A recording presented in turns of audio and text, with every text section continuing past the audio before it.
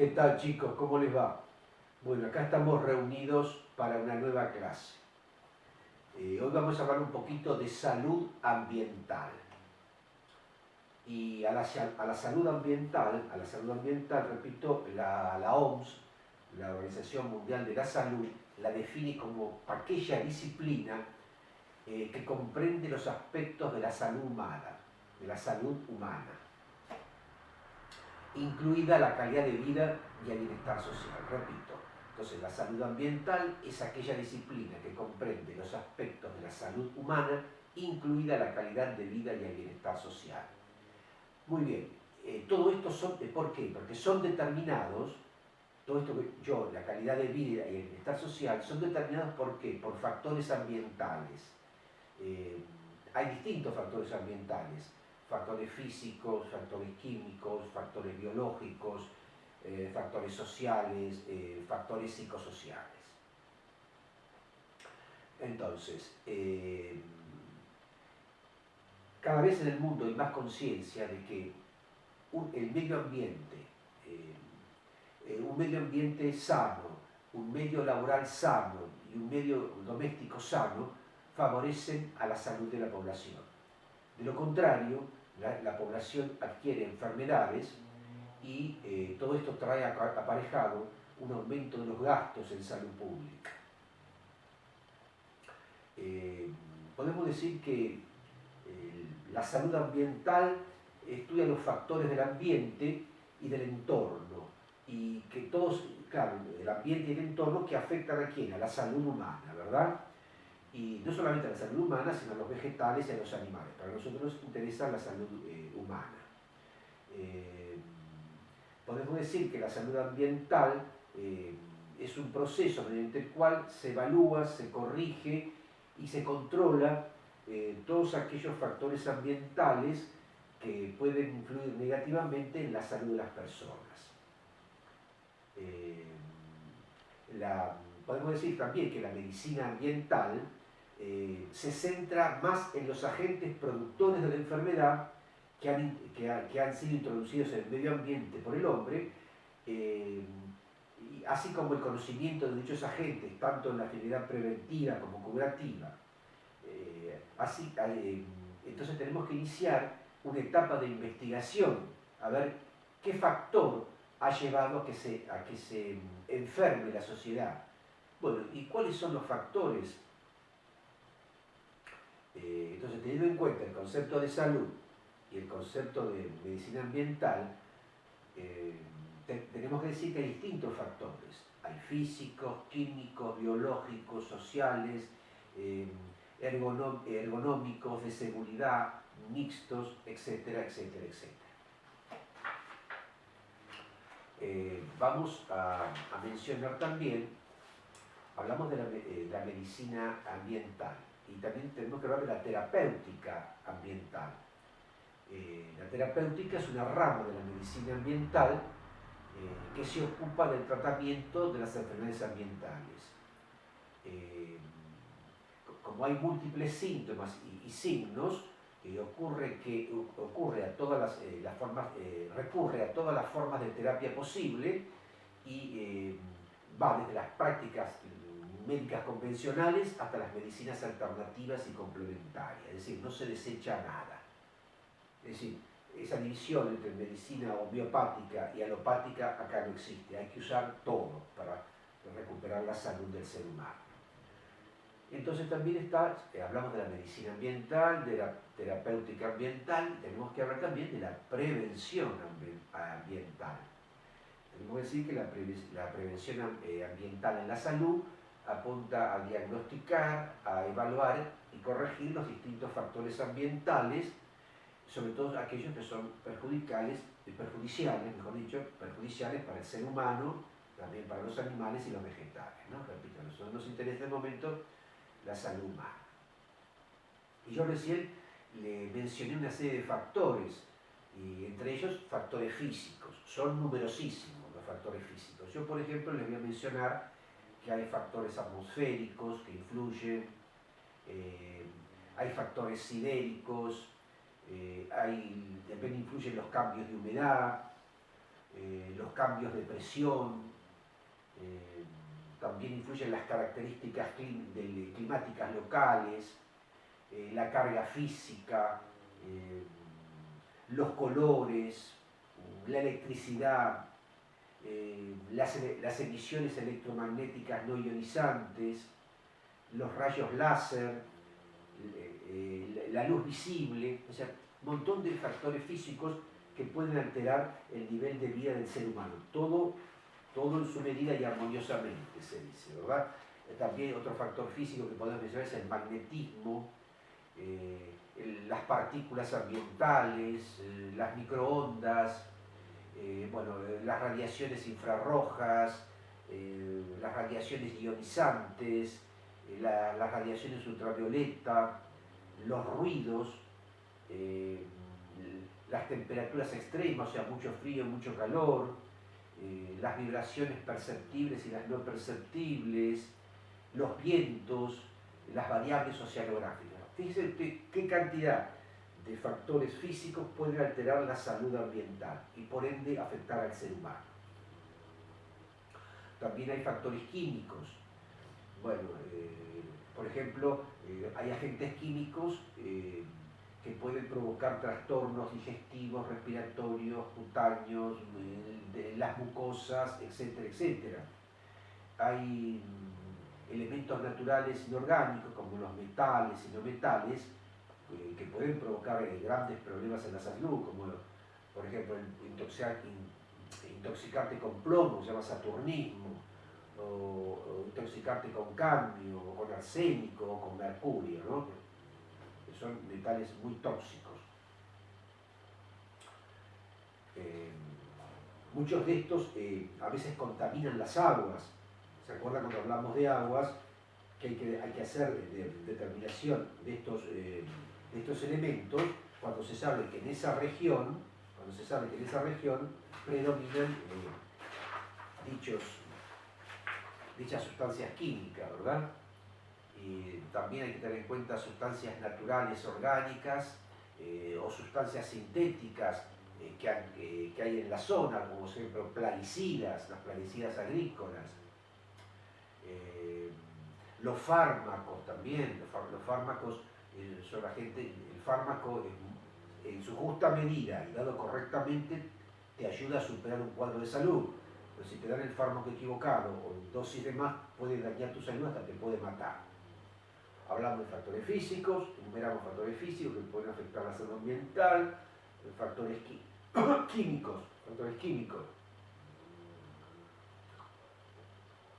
Ahora vamos a hablar de factores biológicos. ¿Qué factores biológicos?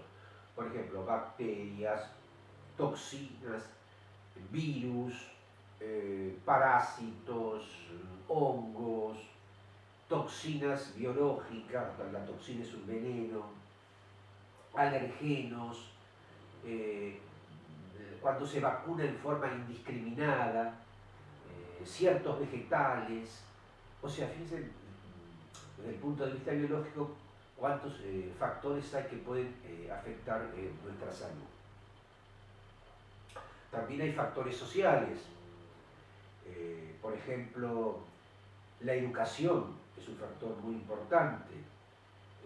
Las relaciones laborales, las costumbres y los hábitos de la gente, las relaciones intergrupales, las modas, las costumbres, los hábitos de la población, los modelos económicos de una sociedad, los macroeconómicos y los microeconómicos, las políticas educativas, los marcos de seguridad de la sociedad. Dicen cuántas cosas pueden alterar la salud ambiental. También tenemos que nombrar las migraciones, las condiciones de seguridad, etcétera, etcétera, etcétera. También están otros factores que yo mencioné, que eran los factores ergonómicos y los factores de seguridad. Vamos a definir un poquito qué son estos factores o variables ergonómicos.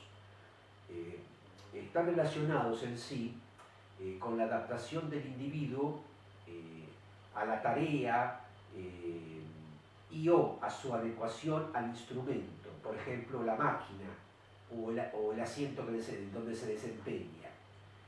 Los espacios donde se desarrollan las tareas también están relacionados en especial si son excesivamente pequeños o demasiado amplios. La seguridad general de las tareas dentro del trabajo se encuentra asimismo codificada en varias instituciones. O sea, es muy importante el hábitat donde trabaja el ser humano. Ni demasiado pequeño ni demasiado grande, y también tiene que haber condiciones de seguridad. También están los factores mixtos, ¿no? Es una combinación, de varios factores. Y en cuanto al alcance, el alcance de la medicina asistencial, tenemos que decir lo siguiente. La medicina ambiental, a la hora de establecer diagnósticos y causas posibles de una determinada patología, es bastante eficaz cuando se trata de otorgar un tratamiento. Es eficaz para diagnosticar, pero es bastante más limitada cuando tiene que dar un tratamiento. Por ejemplo,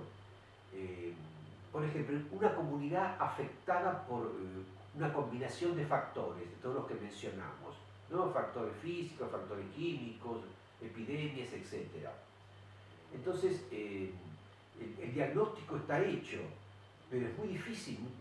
Por ejemplo, si una población está sometida a ciertas sustancias químicas que la contaminan, y el médico hace el diagnóstico correcto, pero ¿cómo hace para mudar a toda la población que está cerca de esa fábrica o de esa industria? ¿No? Tampoco podemos sacar la industria porque la gente se queda sin trabajo. Entonces, estas son tareas de saneamiento ambiental. Está estipulado que tiene que haber cierta distancia entre de la fábrica o la industria y las viviendas, y eso no se cumple. La gente se hace sus viviendas cerca de esas fábricas, de esas industrias, claro, y después se intoxica con todas las sustancias químicas que emanan. Ejemplo, en la ciudad de La Plata, la gente que vive cerca de la destilería de YPF absorbe todos los gases y todas las sustancias contaminantes que larga la destilería. Sin embargo, viven todos ahí al lado. Y después vienen las reacciones alérgicas, lo mismo gente que vive cerca de la petroquímica General Mosconi. Todos tienen problemas alérgicos y respiratorios. Son por las sustancias químicas que eliminan en los procesos esas industrias, que son inhaladas por los habitantes que viven en la zona. O sea, es difícil corregir eso. Por supuesto, interviene acá una rama de la medicina que se llama la toxicología, ¿no? La toxicología clínica. Y luego está probado que esos alergenos, además de problemas de hipersensibilidad, son cancerígenos a largo tiempo, ¿no? Así que la salud ambiental es algo muy importante. Entonces, vamos a repetir el concepto de salud ambiental. Entonces, la salud ambiental, según la OMS, es aquella disciplina que comprende los aspectos de la salud humana, incluida la calidad de vida y el bienestar social. ¿Qué pasa con eso? Que son la calidad de vida y el bienestar social son determinados por factores ambientales, ya los mencionamos, físicos, químicos, biológicos, sociales y psicosociales. También definimos a la medicina ambiental en sus aspectos asistenciales, es aquella que se centra más en los agentes productores de la enfermedad que han sido introducidos en el medio ambiente por el hombre, así como del conocimiento de dichos agentes, tanto con la finalidad preventiva como curativa. Muy bien, eso con respecto a salud ambiental. Vamos a hablar dos palabritas ahora de lo que es la contaminación del suelo. Con el término contaminación del suelo ¿Qué queremos decir? Es una degradación de la calidad de vida del suelo, asociada a la presencia de sustancias químicas. Se define como el aumento en la concentración de compuestos químicos de origen antropogénico que provoca cambios perjudiciales y reduce su empleo potencial, tanto por parte de la actividad humana como por parte de la naturaleza. Hablamos de contaminación de suelo o del suelo cuando en el mismo se introducen sustancias o elementos sólidos, líquidos o gaseosos que ocasionan que se afecte la biota edáfica, se llama así, biota edáfica. También las plantas, la vida animal y la salud humana. ¿Se acuerdan que hablamos en clases pasadas de la gente que tiene pozos ciegos y alcantarillados y todo ese tipo de cosas? Bueno, todo eso contamina el suelo. Los pesticidas contaminan el suelo. Se producen filtraciones, ¿no? Del alcantarillado, los pozos ciegos. También se contamina el suelo por acumulación directa de productos industriales, también por productos radioactivos, ¿verdad? Eso es muy, muy grave. Entonces, todas esas sustancias contaminantes se van filtrando y contaminan la napa de agua. Entonces, la gente que tiene pozo toma agua contaminada y vienen todos los problemas de salud. Entonces, repito, los peores contaminantes son los insecticidas, los herbicidas, los fungicidas y después las intoxicaciones con metales pesados, sobre todo el arsénico, ¿no? El plomo, el mercurio, y también con material radiactivo. Con respecto a esto último, hace muchos años que quieren llevar a Chubut un depósito de material nuclear, es decir, las potencias nucleares no quieren tener sus residuos nucleares en su territorio y buscan países bien lejanos donde hacen pozos y entierran todos esos barriles con material radioactivo, ¿verdad? O sea, buscan basureros nucleares en otros países. O sea, y eso, el peligro es que eso contamine la napa, ¿no? Por suerte eso no se ha llegado a concretar por el gran rechazo de la población, pero el ofrecimiento existió. También dijimos que las pruebas atómicas contaminan el suelo, ¿no? ¿Se acuerdan las de Chernobyl? Y más allá de las de Chernobyl hay muchos países que los ensayos atómicos los hacen bajo tierra. Fíjense ustedes la contaminación que hace una bomba atómica, ¿verdad? Uno lo hace antes lo hacían en la atmósfera o sobre el mar, ahora hay países que hacen los ensayos nucleares bajo tierra. Entonces el problema, también los pesticidas,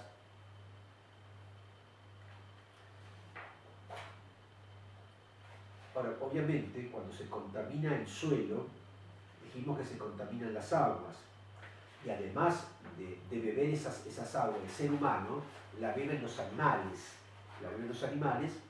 y hay una gran mortalidad de animales por ese motivo, y también indirectamente cuando el hombre come carne de esos animales contaminados también se enferma. Por supuesto que la contaminación del suelo altera la vegetación del lugar, ¿verdad? Entonces se produce un cambio del paisaje del lugar, se dice que se produce una degradación paisajística. En las tierras circundantes baja el costo, baja su valor.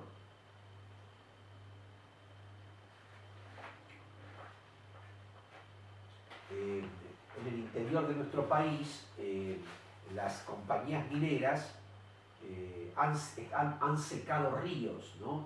Y han transformado tierra fértil en desierto. Así que esos son contaminaciones muy importantes del suelo. por, repito, plaguicidas, pesticidas y material radiactivo.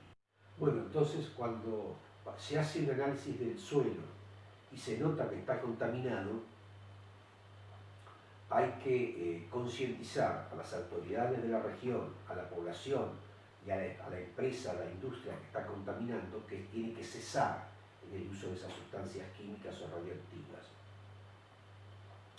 Entonces hay que tratar de recuperar esas tierras. Hay muchas técnicas, hay tratamientos térmicos para recuperar terrenos, hay procedimientos de lavado de suelos, también hay procedimientos de remover la tierra para que sea aireación, para que entre oxígeno y también para que se volatilicen todas las sustancias que están en su interior.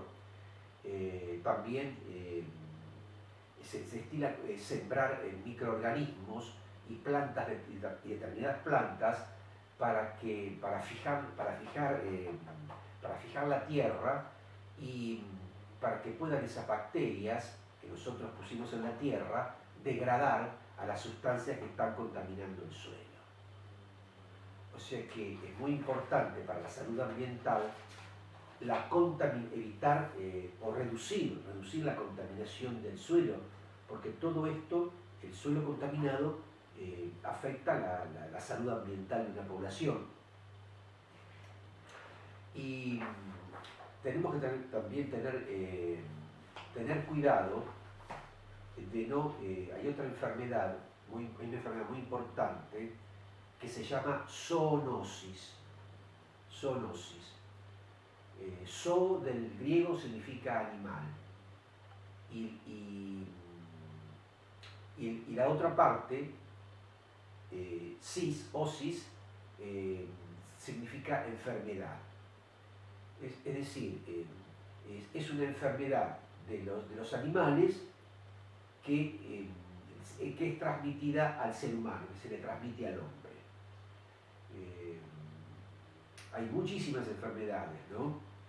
Por ejemplo, el ébola, que es una enfermedad que ha matado tanta gente en África, es una zoonosis, o sea, enfermedad de los animales que se las transmite al hombre.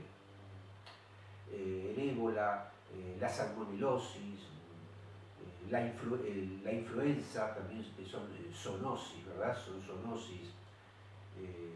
La brucelosis es una zoonosis. La tuberculosis, porque el ganado bovino no puede pasar la tuberculosis al ser humano. La brucelosis, si el ganado está infectado con la brucela y la carne que comemos nosotros no tiene control veterinario y está mal cocida, podemos adquirir una brucelosis. La triquinosis es también una zoonosis. La hidatidosis,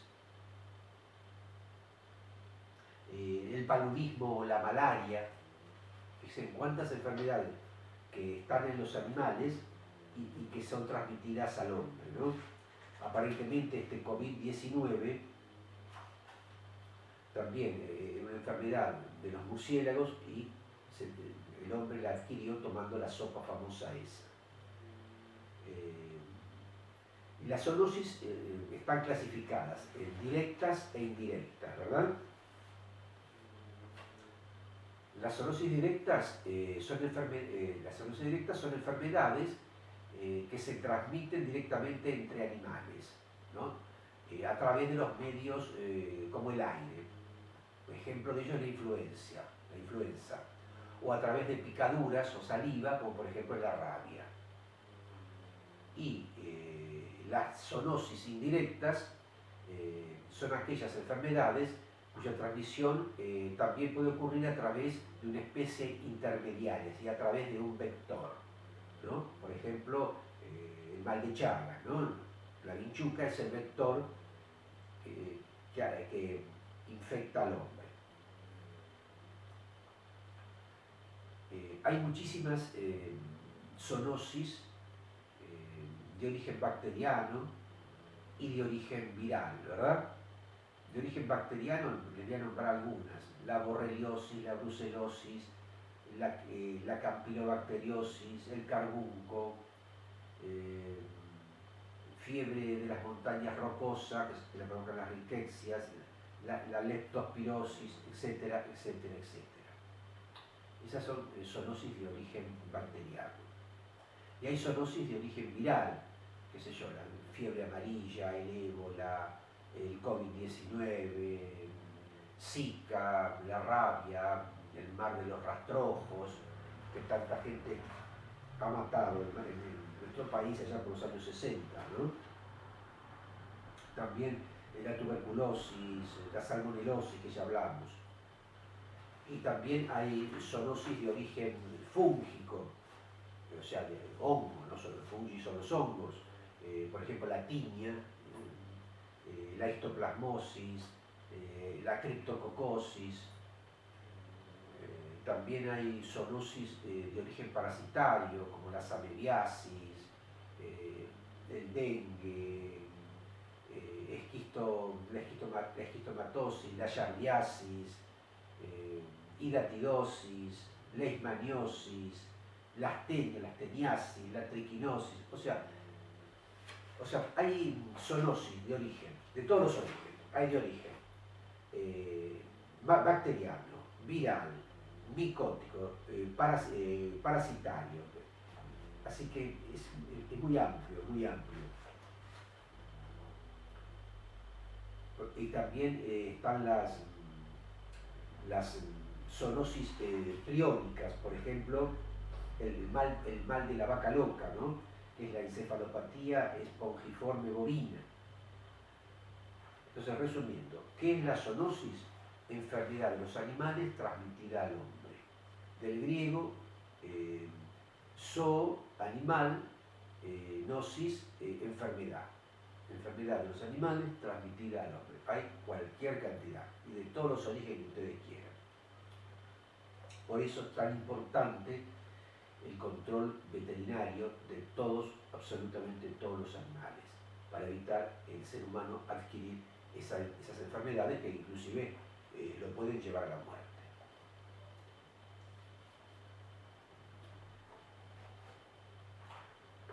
Vamos a hablar dos palabritas de trastornos de la conducta alimentaria.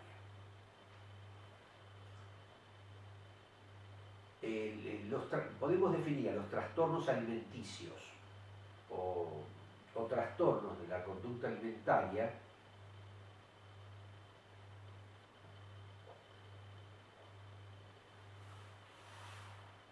aquellas situaciones que engloban enfermedades crónicas y progresivas, que a pesar de que se manifiestan a través de la conducta alimentaria, consisten en una gama muy compleja de síntomas en los que prevalece la alteración o distorsión de la autoimagen corporal, un gran temor a subir de peso y la adquisición de una serie de valores a través de su imagen corporal. Aunque hay ciertos trastornos alimentarios que hacen que una persona ingiera excesivamente alimentos.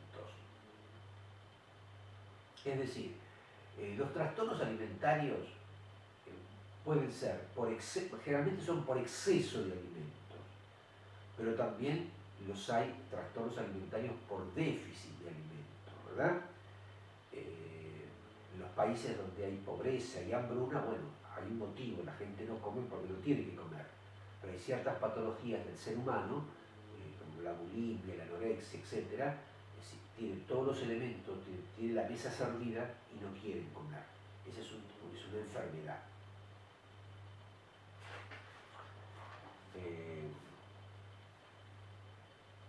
¿Cuáles son los factores predisponentes para que vos tengas un trastorno alimentario?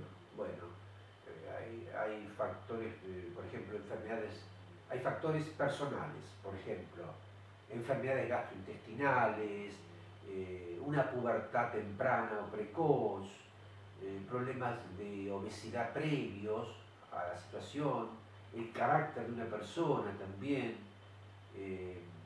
también su trabajo, su actividad, si hace deporte, si no lo hace. Esos son factores personales.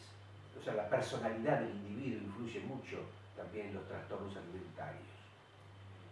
También hay factores familiares, por ejemplo, si la persona tiene antecedentes familiares de obesidad o de desórdenes alimentarios, el abuso sexual, también gente que sobrevalora la imagen corporal y vive obsesionado con modificarla. También los prejuicios influyen mucho en los trastornos alimentarios. También hay factores socioculturales, por ejemplo, el mito de la eterna belleza, ¿verdad? También los problemas de discriminación escolar y discriminación laboral que sufren las personas que tienen trastornos alimentarios. También influyen los medios de comunicación con sus propagandas, donde ponen modelos extremadamente delgados, entonces la población quiere parecerse a ellos. Con el correr del tiempo fueron cambiando los paradigmas, ¿verdad? Antiguamente se decía que la persona debía ser bien rellena, bien robusta, que era sinónimo de salud. Luego pasó el tiempo y ahora la gente tiene que ser bien delgada y tener los músculos marcados como si fueran cincelados en el bronce para ser elegante y estar a la moda. Todo eso influye muchísimo.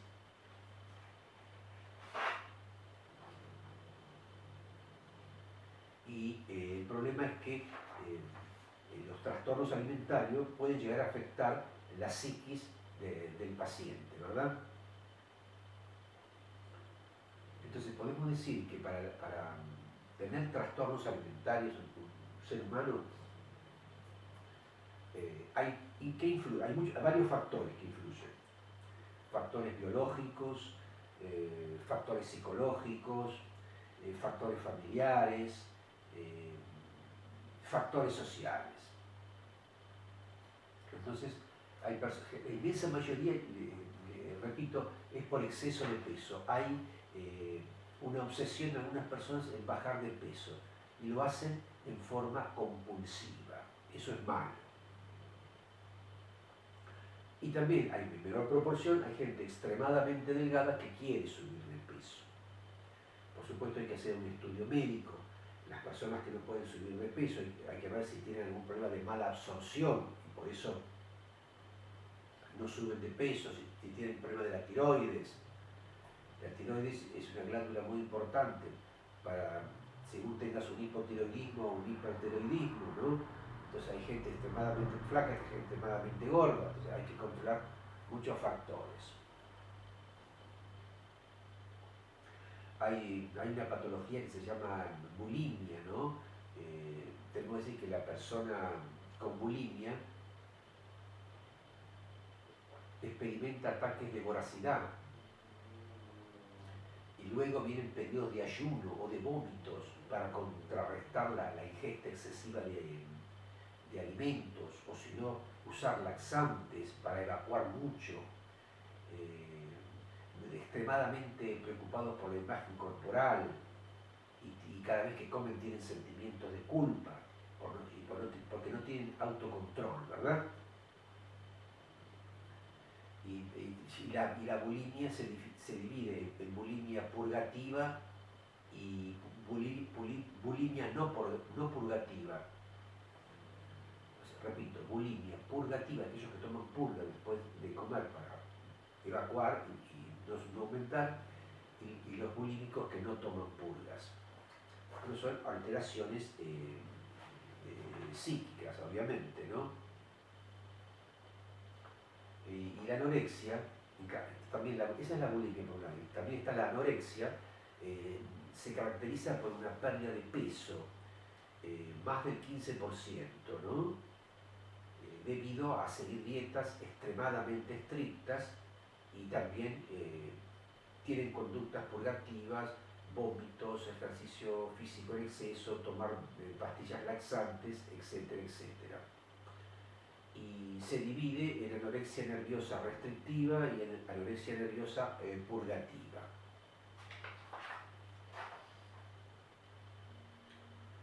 También está el sobrepeso. ¿Qué es el sobrepeso? Se caracteriza por un aumento excesivo de peso corporal. Y el sobrepeso puede llevar a un montón de patologías, puede llevar a la diabetes, enfermedades cardíacas, etcétera, etcétera, etcétera. Problemas musculares, problemas en las articulaciones, por el exceso de peso, por el sobrepeso. También está la vigorexia. La vigorexia es un trastorno obsesivo, ¿no? Excesivamente, o sea, obsesivo en el físico, ¿no? Y hay una distorsión del esquema corporal, que, por ejemplo, que se manifiesta por hacer extremada cantidad de deporte o una ingesta compulsiva para subir de peso cuando están demasiado delgados. Se da tanto en hombres como en mujeres, pero afecta la vigorexia más al hombre que a la mujer. Hoy en día vemos esos jóvenes que van a los gimnasios y toman suplementos dietarios y consumen proteínas y carbohidratos y sustancias químicas porque quieren tener mucho músculo y el cuerpo como esas fotos que salen en las revistas. Eso es patológico, se llama vigorexia. Y hay otra patología que se llama megarexia, que es el trastorno opuesto a la anorexia nerviosa. Bien, vamos a ver qué más podemos decir.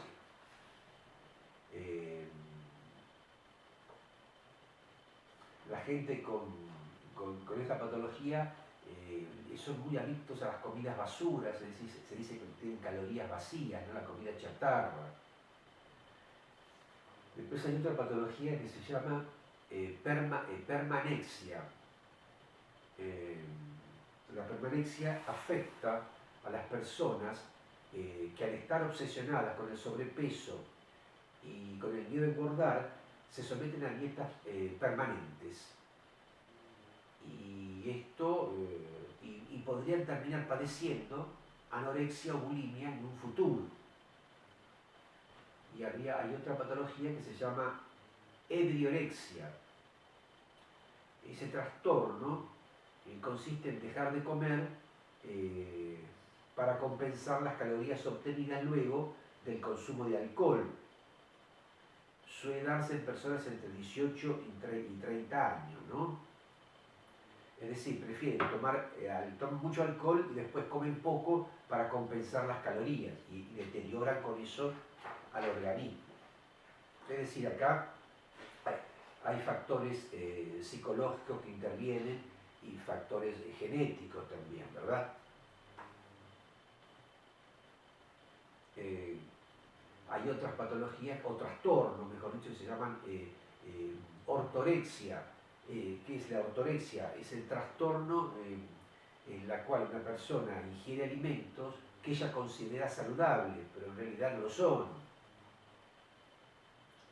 Hay otro trastorno que se llama PICA, PICA, que es la ingestión de alimentos que no son comestibles. Esto ya es casi patológico. Ahí está también la diabulimia.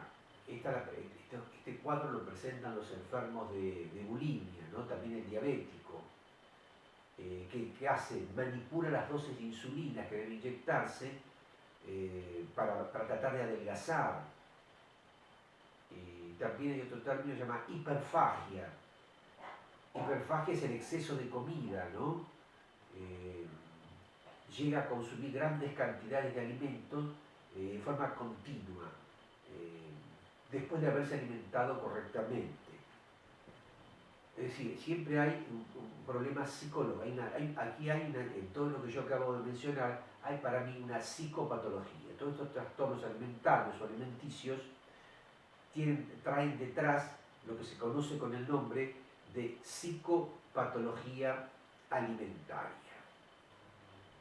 Y tenemos que nombrar también algunos factores predisponentes. Dentro de los mismos podemos considerar los factores personales. Y dentro de los factores personales están, por ejemplo, las enfermedades gastrointestinales, la pubertad temprana, problemas de obesidad previo, carácter, personalidad, etcétera, etcétera. Elección de sus aficiones, de la carrera que sigue en su estudio, conocimiento de la hipótesis de la dependencia externa, es decir, todo esto condiciona. También hay factores familiares, ¿verdad? Como hay antecedentes de obesidad o desórdenes alimentarios, abuso sexual, prejuicios, etcétera, etcétera, etcétera. También hay factores socioculturales, ya nombramos algo al comenzar la clase, el mito de la belleza eterna, que le padecen más las mujeres que los hombres, también la discriminación que sufren por los trastornos alimentarios, ya sea por exceso o por defecto, las burlas en el trabajo y en la escuela, etcétera, etcétera, etcétera. Entonces, hay que hacer una prevención o una detección precoz de todas estas psicopatologías alimentarias. ¿Cómo prevenimos para no caer en estas patologías o psicopatologías alimentarias? Hay que enseñar a los niños conductas saludables de chiquitos, mejorar la autoestima del niño, que valore su cuerpo, no presionar a los niños, poniéndole como modelo a otro niño de su misma edad.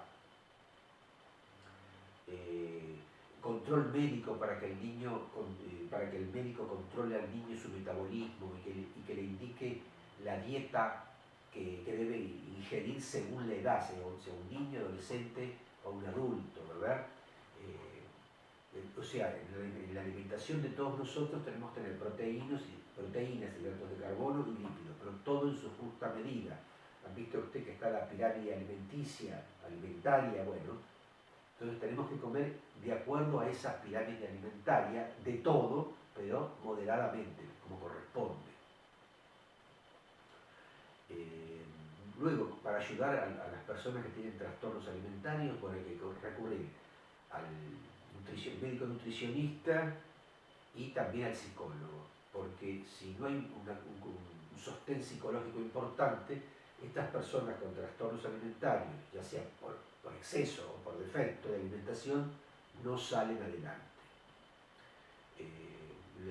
Los tratamientos son psicológicos fundamentalmente, y también se medica, por ejemplo, si el paciente sufre de tiroides, por ejemplo, ¿no? Es decir, es un tríptico. Tratamiento nutricional a través del médico nutricionista y el licenciado en nutrición. O sea, que coma en base a la altura del paciente, a su contextura física, a su masa muscular.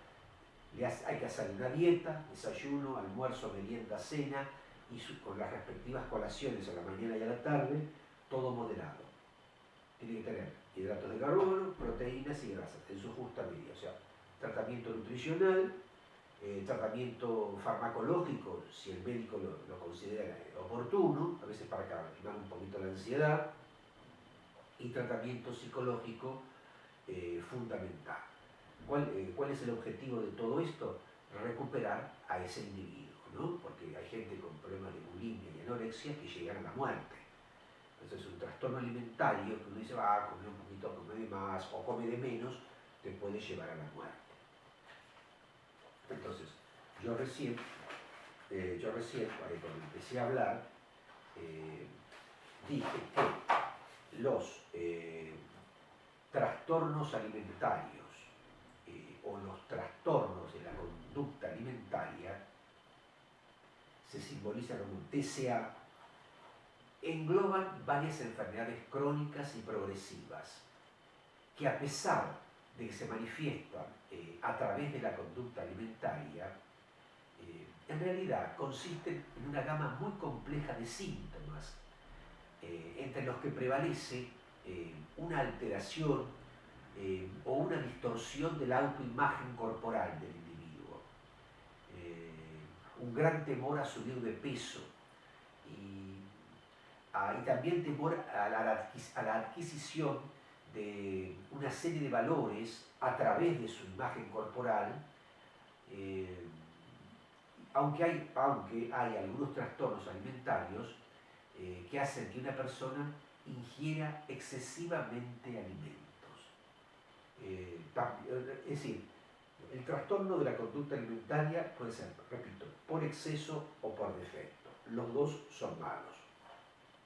Repito, el tratamiento es un tríptico: tratamiento nutricional, tratamiento farmacológico si necesario y tratamiento psicológico fundamental. Bueno, chicos, esta clase ha sido un poquito larga. Me despido de ustedes y será hasta la próxima.